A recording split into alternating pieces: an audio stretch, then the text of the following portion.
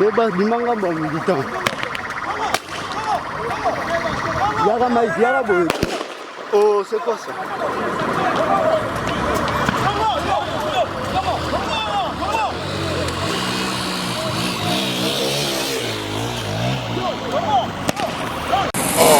Marche na biso, bapanzi biso, tokomi à destination te.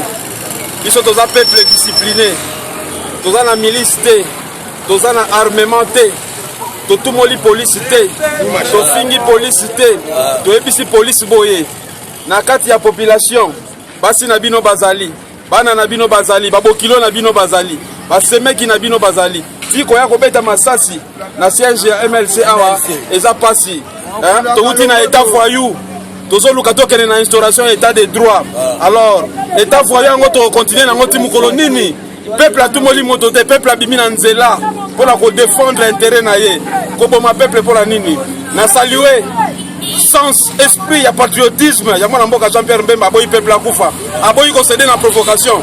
Peuple peut boyi ko céder na provocation. Tomi kitisi. Souci na toza peuple discipliné. Toza peuple bantou. Police il faut tika biso tout ça la musala. Toza senga police à rejoindre quand il y a peuple, à rejoindre quand il y a population, à rejoindre la raison quand il y a raison. Bitumba na biso eza bitumba contre l'individualité. Bitumba na biso eza bitumba mboka eza menacé. Le pays est en danger. Marche ya lelo ezalaki léopard contre Rwanda. Batumoli biso. Pourquoi pas mobiliser armée oyo? Pourquoi pas mobiliser service à police oyo? Naba est kuna place au bamboka ba agresser biso. Nous sommes agressés par 7 pays voisins. Pour les botini bango kunate, botini bango kaka massacrer peuple, va menacer peuple, va violenter peuple. État de droit yangoyo. Tozo luka instauration d'état de droit au toza ko vanter mikolonyoso. État de droit yangoyo. Toza na nous état voyou. Nan to komi na état de droit te. Toza na nous na état voyou.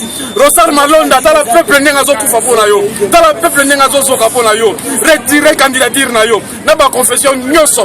Oya meme apporter soutien na ngona Rosar Malonda. Toloki bino na komba mfumuki mbangu. Toloki bino na komba nzambe bantengele nkanu. Toloki bino boko mona nkembo nzambe te. Na ba famille na bino, na ba tina 4e génération. Peuple ko kufa pona yo te. Rosar tala basi ba komo subela yo. Basi ba komo subela photo na yo. Ba loki yo koloka. Oyebite, ba loki bino. Kabila doit partir. Tous encore sous l'occupation.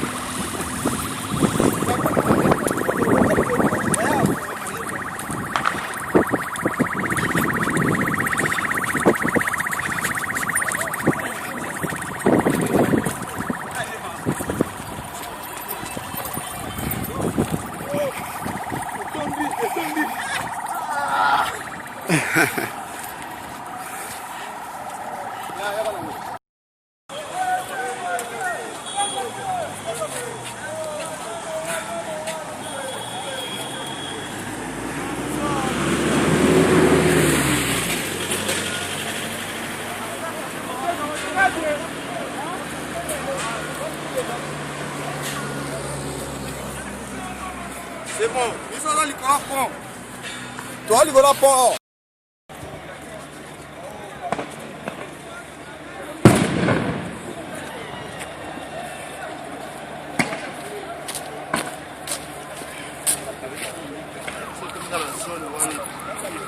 Matisa nini cache neti na zolo. Bon. Ouais, look.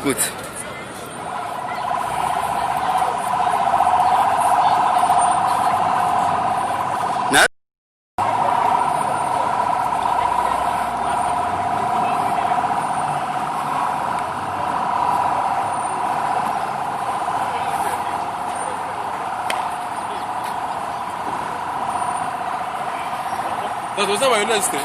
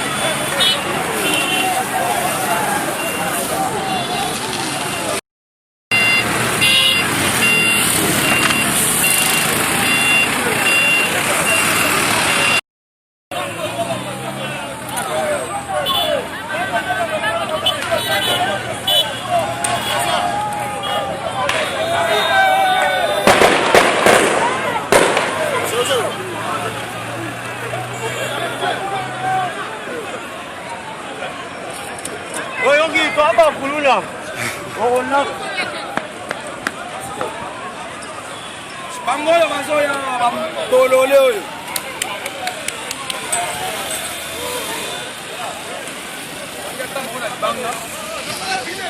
Oyo bazali par-ci par-là, on va pouvoir exercer par responsabilité. Il y a président, il y a Sénat, il y a CNI. Ça, c'est une institution d'appui à la démocratie. Donc, on peut vivre dans le spectacle. Ça, ce n'est pas une expression démocratique. Ça, c'est la dictature et c'est l'imposition. Ça ne peut pas passer chez le peuple. Ils sont violents, des comme la population. Regardez les droitiers, nous ne voulons plus de marionnettes qui ne travaillent pas à l'intérêt de la population.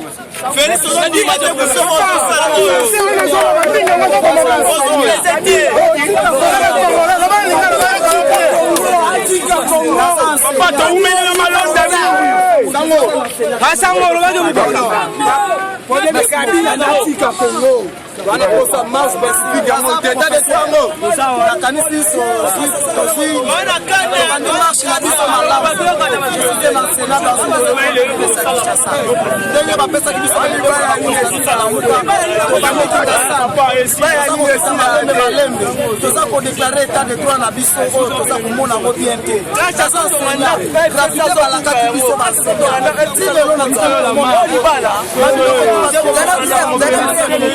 na tomoni yango ana scolaire yango elingi kobanda tozoyeba te biso ba NP na ba NP sor na biso esapi lelo quand même toza kosenga toyeba kosolo na kati ya makambo yango eza nini tokoma wana niveau échanger wanakosa continuité frère nanga afatie moko ayebi bakota mabe nini esala makambo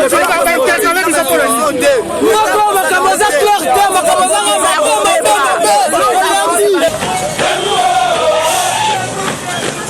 Tengu.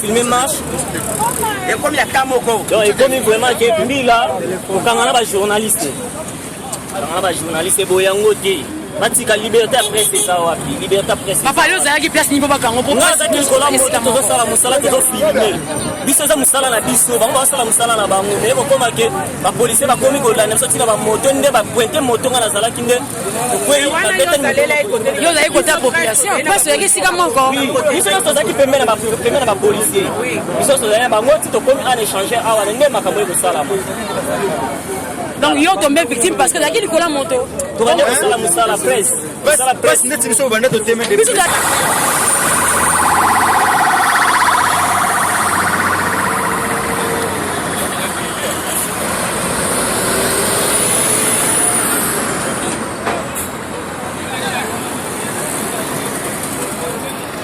police nous fait la paix.